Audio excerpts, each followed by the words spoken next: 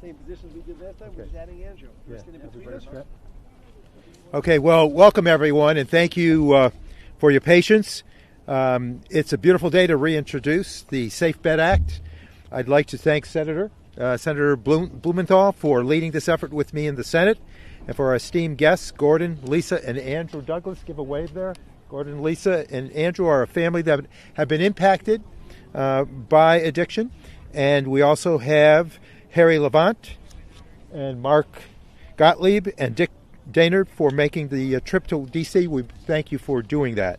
As we stand here today, tens of millions of Americans are anxiously awaiting the beginning of March Madness, basketball tournaments that create one of the greatest spectacles in all of sports history. And in exactly 1 week, those Americans will be placing and most likely losing bets made on their favorite teams. Last year, the American people wagered and lost almost $14 billion betting on sports. That's a 25% increase from 2023's record of $11 billion. The industry labels that record number as revenue. It's a number to be celebrated and revered. But the reality is that $14 billion in revenue for the gambling industry is $14 billion extracted from the pockets of everyday Americans. And the even greater concern and the even greater reality is that most of that revenue is made off of the suffering of a disproportionately small number of gamblers. Every year since the 2018 Supreme Court decision that allowed for the widespread legalization of sports betting, the gambling industry has broken revenue records. And every year, more and more Americans are negatively affected by the wide-ranging harms of problem gambling. We're not here today because we want to stop the gambling industry from breaking more records, nor are we here to prevent Americans from wagering on sports should they choose to. We're here today because government at every level has failed to pay attention to or understand the impact of gambling-related harms. It's important to balance public health with competing economic interests. Trust me, I understand that. But when every single solitary moment of every sporting event across the globe has become a betting opportunity in the palm of your hand, government must put its duty to protect its citizens from harm first. In that vein, I'm proud to have been a champion on addiction issues for my entire career. I serve as chair of the Addiction Treatment and Recovery Caucus in the House of Representatives, and over the years I fought hard to expand access to mental health and substance use care, worked on the nation's first mental health parity legislation, and led the fight to address opioid addiction and tear down barriers to life-saving medications. That's why I've been so concerned about the growing public health crisis that's emerged since the rapid widespread legalization and promotion of sports gambling. For more than 10 years, gambling has been recognized as an addictive product, and gambling disorder as an addiction is akin to heroin, opioid, tobacco, alcohol, and cocaine use. So studies demonstrate that 1 out of every 2 people struggling with gambling problems will contemplate suicide, and tragically 1 out of 5 will make an attempt. I want to emphasize that this is the highest rate of any addiction. I've had the opportunity to meet numerous individuals and families who are suffering with gambling addiction and gambling-related harm. The countless stories of lives destroyed by sports betting are indeed heartbreaking. Today, you'll have the opportunity to hear directly from a family who has lived through that heartache. When sportsbooks host and promote an addictive product with features they know are linked to higher risks of gambling-related harm, and then shift the burden of responsibility onto the individual player, I think of those stories and those families. That's why this version of the Safe Bet Act attempts to take aim at some of the industry's most predatory tactics. To recap, the sporting affordability and fairness with every bet act requires states that have legalized mobile sports betting to ensure operators are meeting minimum federal standards in 3 key categories. That would be marketing, affordability, and artificial intelligence. It bans prop bets, requires federal data collection on the use of sports betting, and a Surgeon General's report examining the public health impacts, and it creates a national self-exclusion list. In the 119th session of Congress, we're taking on industry practices that are specifically designed to take advantage of folks who are struggling with problem gambling. These are the practices that keep someone betting even if they shouldn't be. New minimum safety standards now include bans on reload bonuses and tier and VIP programs. We require sports books to disclose the actual true odds for wagers, especially high-stakes ones, so that their customers know exactly the kind of risk they're taking with their hard-earned money. SafeBet now also includes a provision to require states and sports books to work with the federal government to shut down illegal and unlicensed gambling platforms. These standards are common sense and encouraged by the world's leading public health experts. Just this November, The Lancet published a report on the urgent need for a public health response to gambling. Much of what they laid out recommendation-wise aligns exactly with the core principles of the SafeBet Act. They also confront the misleading assertions from the gambling industry that this product is simply entertainment enjoyed by millions, the overwhelming majority of whom do not suffer from gambling-related harm, and any regulation of such encroaches upon the freedom of individuals. Well, imagine if the federal government allowed the tobacco or alcohol industry to operate unregulated under this philosophy. A philosophy that says if you can't manage this responsibly, then you're on your own. Or call this 1-800 number and I'm sure you'll be fine. Here's $50 in credits to come back when you're ready. We in Congress owe the American people much better protections and better support than that. And to be very, very clear, we are in no way attempting to ban gambling on sports. But the Supreme Court explicitly gives Congress the green light to regulate sports betting directly. That's what we're here to do. Congress must protect Americans from the harms that come from this known addictive product. If there's any nomenclature that we can stress here today, it's known addictive product. If we don't understand that as the tone of this press conference and of this legislation, we're missing the point. A known addictive product. Congress must do all it can. A Wild West, self-regulated approach will not prevent a public health crisis. I call on all those who have a stake in the world of sports betting to get behind the SafeBet Act and this common-sense public health approach. We share a collective duty to protect Americans and their families from suffering the tremendous harm related to gambling addiction. Now I'm proud to introduce my partner in the Senate on this critical effort and a champion, true champion, addressing gambling-related harm, Senator Blumenthal. We're proud to have your support. We look forward to working with you in this bicameral effort and bipartisan effort. And with that, I introduce you to the podium here. Thank you. Thank you so much. Thank you, Representative Tonko, for your steadfast, energetic advocacy.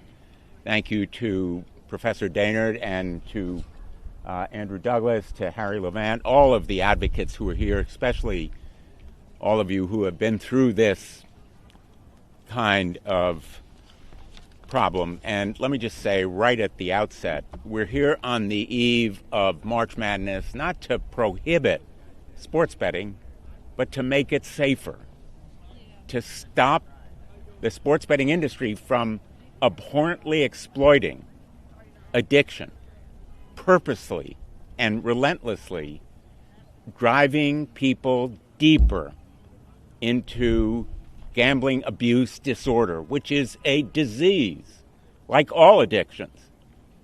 And it should be prevented, not amplified or exploited. The term March Madness is meant to imply an exuberance and joy, as well as enthusiasm.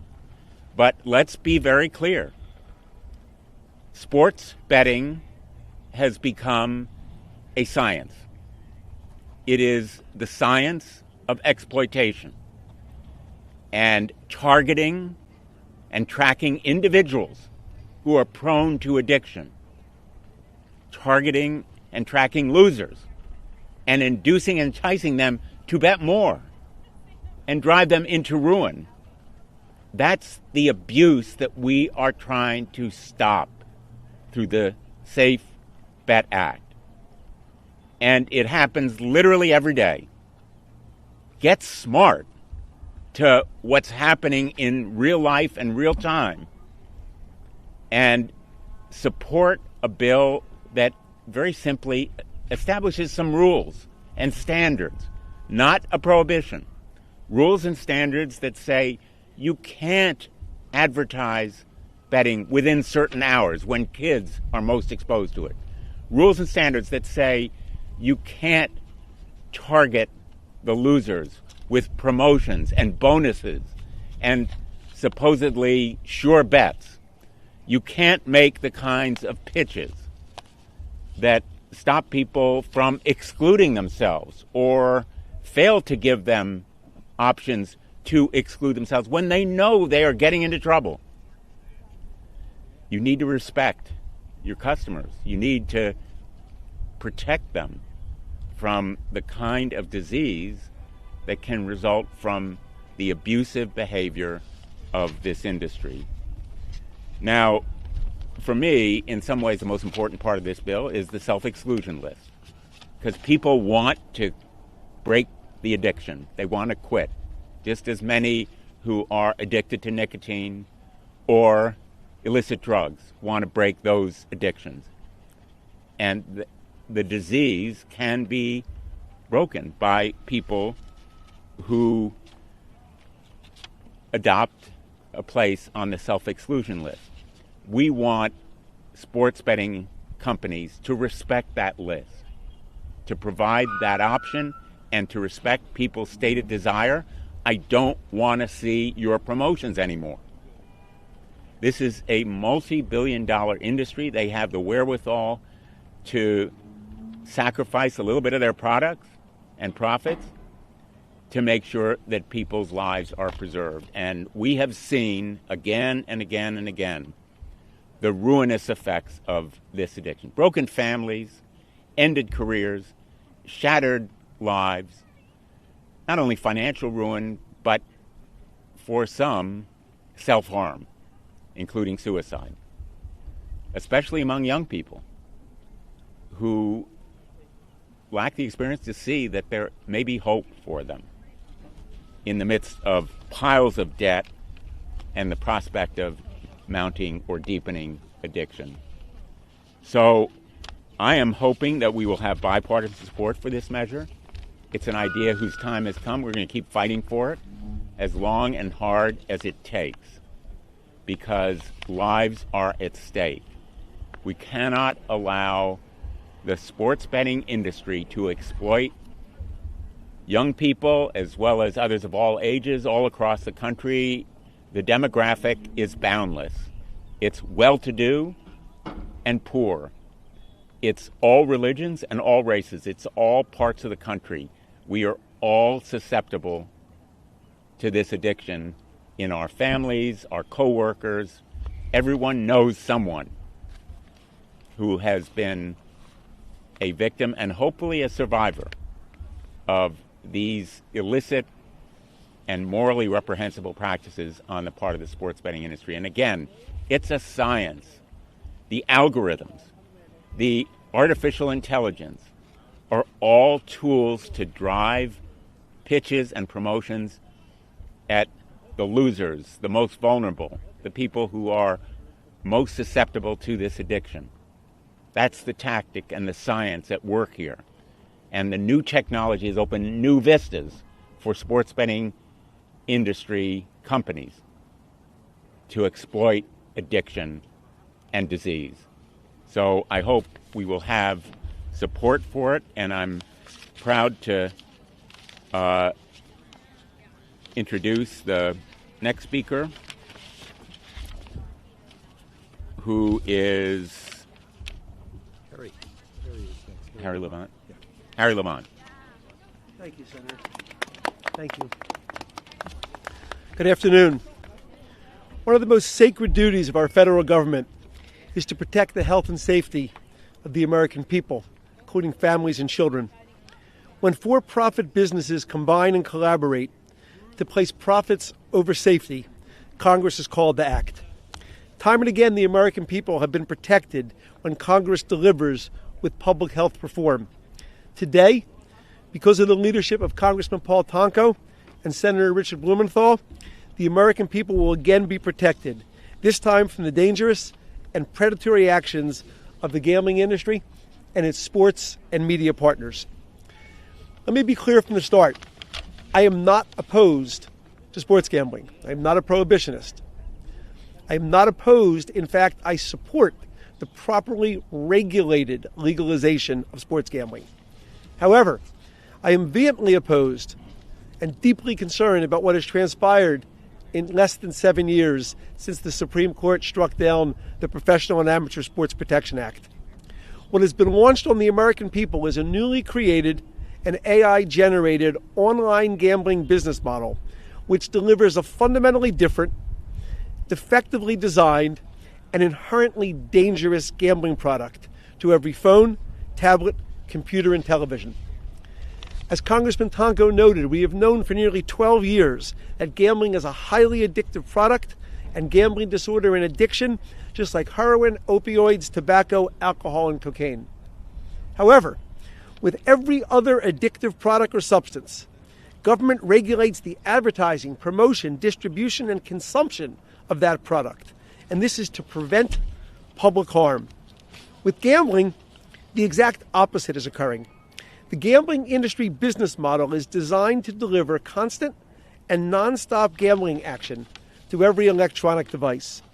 Now, with the use of cutting-edge technology involving incredible computing power and the advent of artificial intelligence, the gambling industry and its sports partners have combined every micro moment in each game into a gambling opportunity. Each and every game provides hundreds, if not thousands, of gambling options, each created by artificial intelligence. Equally dangerous is the gambling industry use of VIP hosts and tier reward programs, where the gambling companies target and reward people for actually increasing their gambling action. VIP hosts use a wide array of incentives and induce people to keep gambling.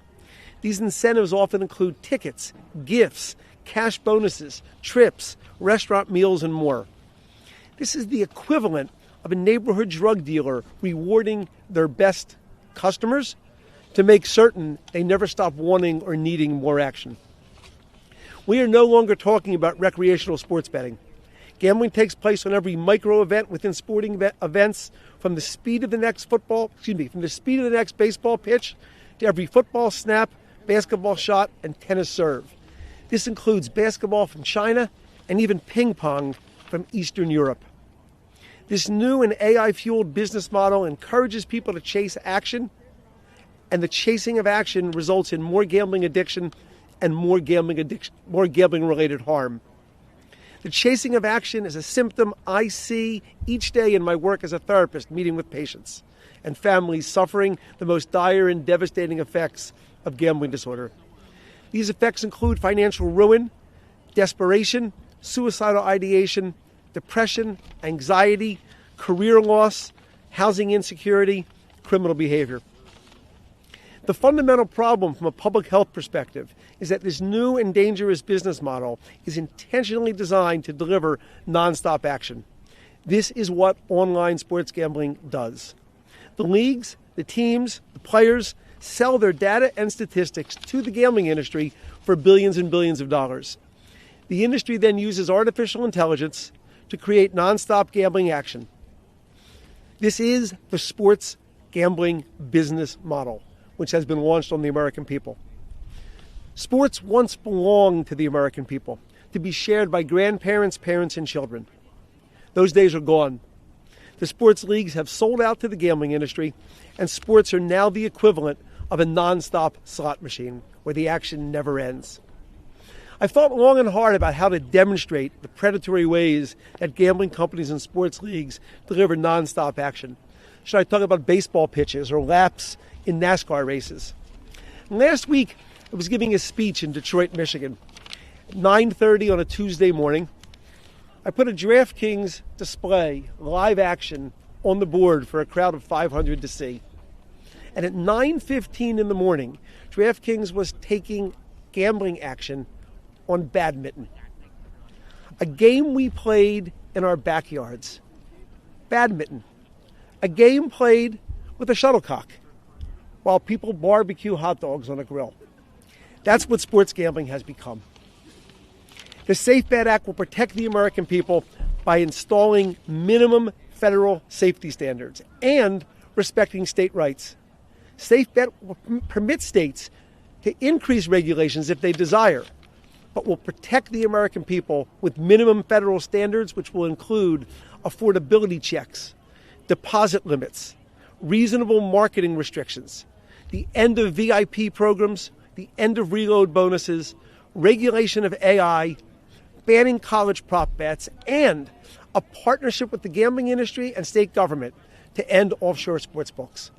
I look forward to working with Congressman Tonko, Senator Blumenthal, and bipartisan members of both chambers to see that the Safe Bet Act is passed and the American people are protected. Thank you. Thank you, Harry. Well, thank you. And thank you, Senator, for your powerful words and your partnership. And Harry, thank you for all the guidance with this legislation. I first met Harry in Philadelphia at his invitation to tour the gambling treatment program at Ethos Treatment, where Harry works as a certified gambling counselor.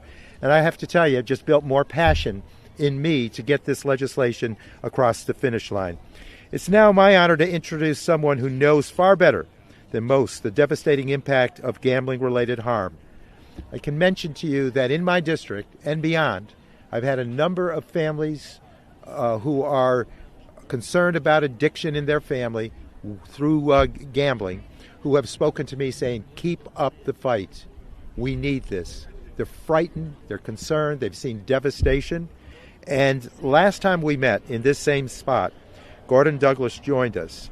He is a husband and father to 3 children, one of whom is here with us today.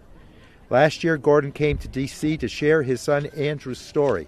He did a powerful bit of expression about what the struggle's all about. And today we are so privileged to not only have Gordon, but also his wife Lisa and their son Andrew. And together they've supported each other in this struggle.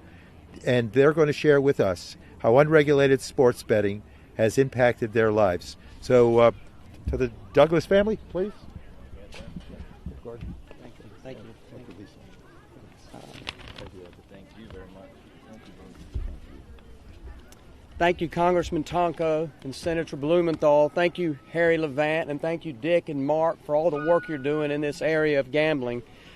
We appreciate the opportunity to be back here today as part of the reintroduction of this Safe Bet Act. It was almost 6 months to the day since I was here the last time. Like the Congressman said, my name is Gordon Douglas, and this is my wife, Lisa.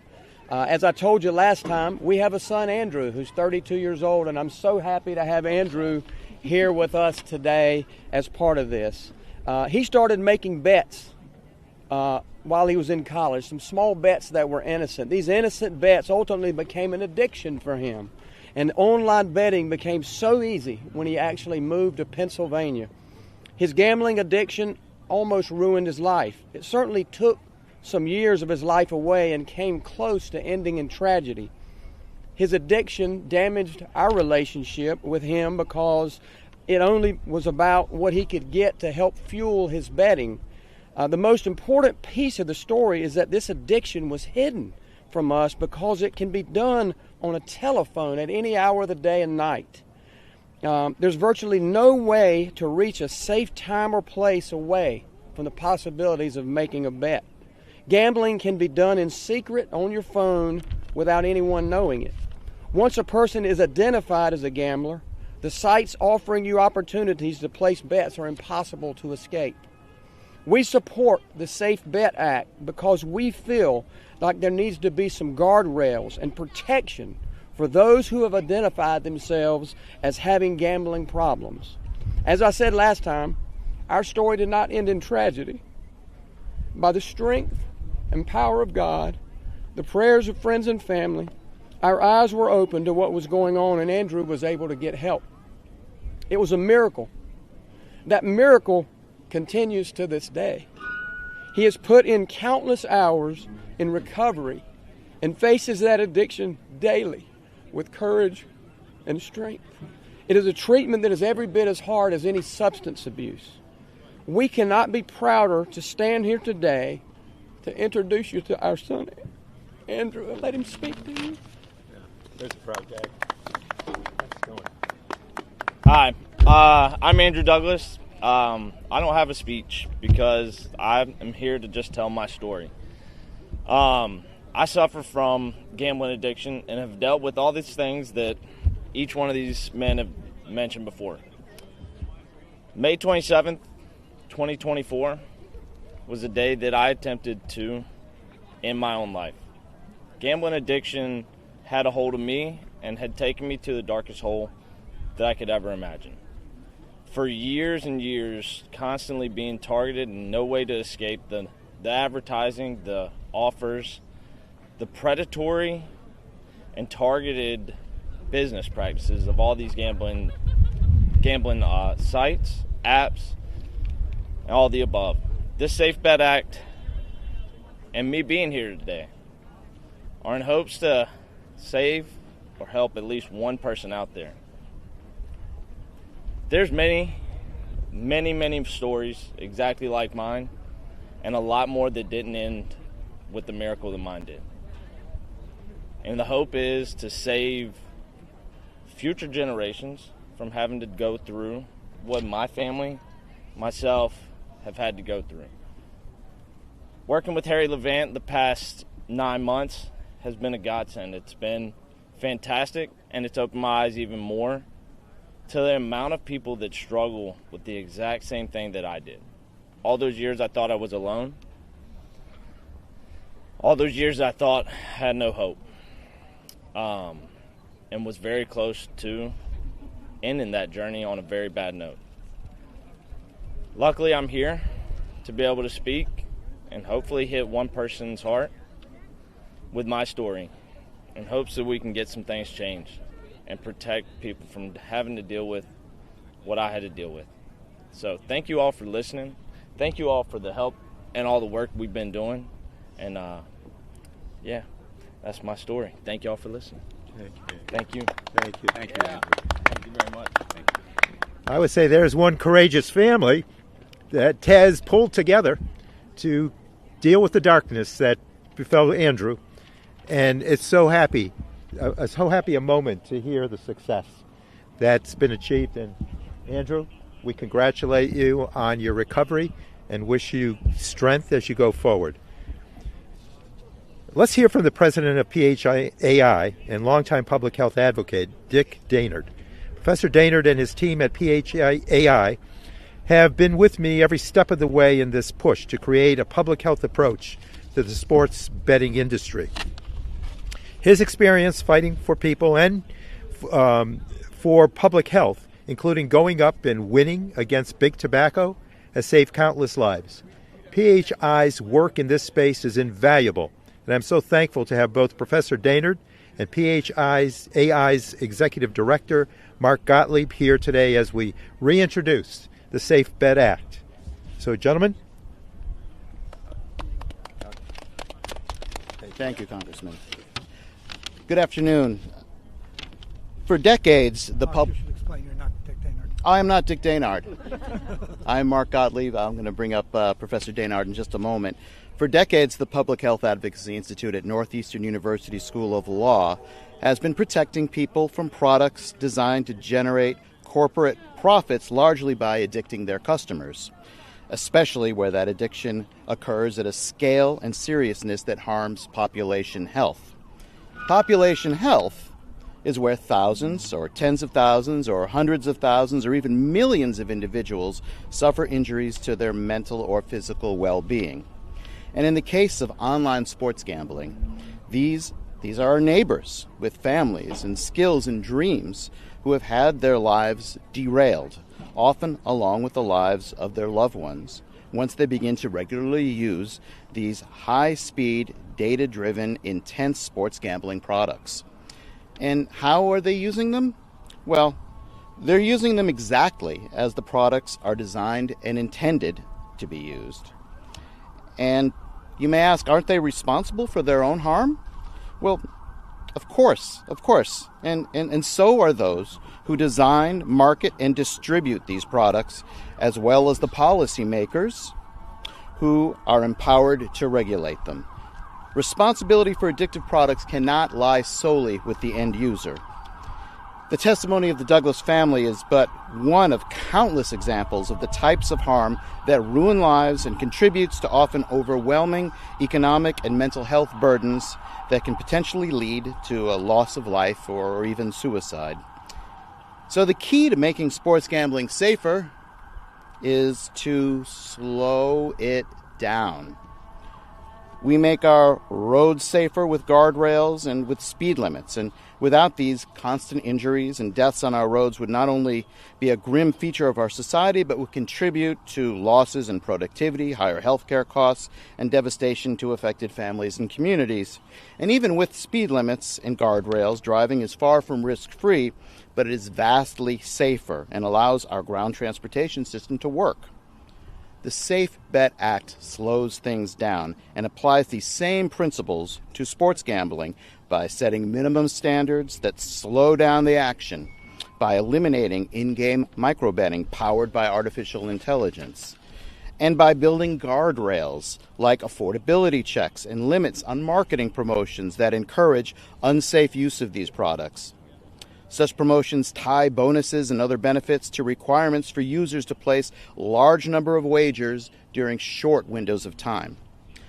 The type of play that these promotions require is just the sort of gambling activity that creates a higher risk of addiction. So there's a big difference between promotions rewarding customers with something like what airlines do with frequent flyer bonuses when we're talking about a known addictive product. We don't allow bars, for example, to offer buy 3 drinks, get the 4th one free promotions. That would be irresponsible. And so are the sorts of marketing practices that are addressed by the Safe Bet Act. The gambling companies talk about responsible play, and the Safe Bet Act will require it. There is a need for rules that recognize that sports gambling products, while potentially entertaining, are at the same time potentially dangerous, addictive, and require these minimum safety and consumer protection standards. Even with such minimum standards, sports gambling won't ever be risk-free, but it will be significantly safer for the American people, and it will still provide them with entertainment and remain a profitable industry. So we at the Public Health Advocacy Institute are grateful to Congressman Tonko and Senator Blumenthal for allowing us to be part of the Safe Bet Act and are committed long-term to making online gambling safer by advocating for responsible public health regulations. And by long-term, you can get a sense of what I'm talking about if you ask the tobacco industry, who we've been working to rein in for over 4 decades now. And the person who has been doing that the longest as our organization's president and founder and my mentor, University's distinguished Professor Richard Daynard from Northeastern University School of Law, and he gravitated toward this issue after decades of a health leader by using his legal and tactical superpowers to take on big tobacco. In fact, he was the subject of a Time magazine profile earlier this year, which also featured quotes from Dr. Levant as well as Senator Blumenthal. Professor Daynard? Thank you. Thank you, Mark, and I will be brief.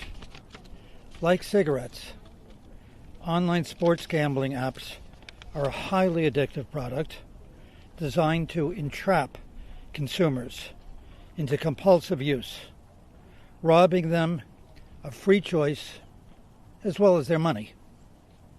The Safe Bet Act aims, among other things, to eliminate the predatory features of current sports betting apps, including in-game betting and prop betting that give the constant pushing the button, constant shot of dopamine in the brain that sustains the addiction. So this aims to eliminate those features, still allowing users to bet on the game, but not to bet compulsively, instead of even watching the game. My trainer at Northeastern at the gym was a college senior last year, and he was at the Super Bowl, and he was there with his friends from freshman year, and they were all together, supposedly to watch the Super Bowl.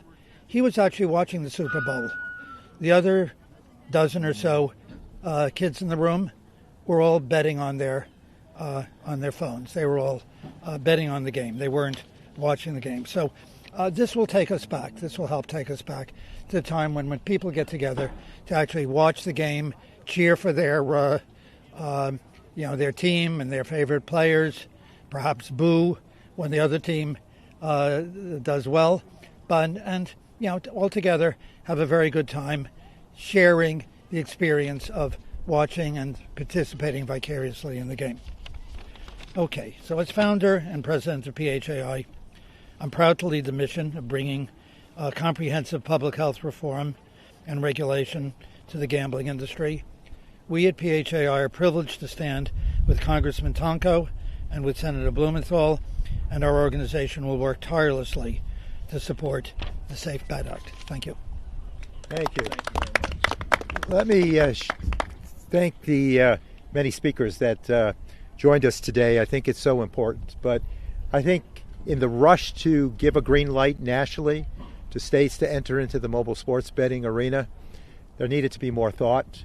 And now it's an afterthought, but it still requires our assistance to make certain an unregulated Wild West environment is brought into a regulated situation that will provide for appropriate and necessary response to a known addictive product. So is it necessary? Absolutely. Is it justified? Absolutely. Is it morally sound? Absolutely. And it's the right thing to do. So to Andrew and his family, thank you for being here today. You've provided the inspiration, the purpose to get this done. And we're going to continue to work until we cross that finish line. So this is about doing the right thing. So we'll now move to any questions the media might have. Apologies, but we have to wrap up to prepare the space for the professor. So if you do have any questions for our speakers, if you could just move to the side, that would be excellent, just to prepare for that space. Thank you so much.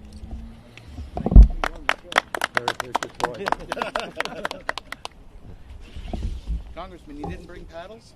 No, I should have. I said, Brad, I could add maybe? Yeah. No, Chinese.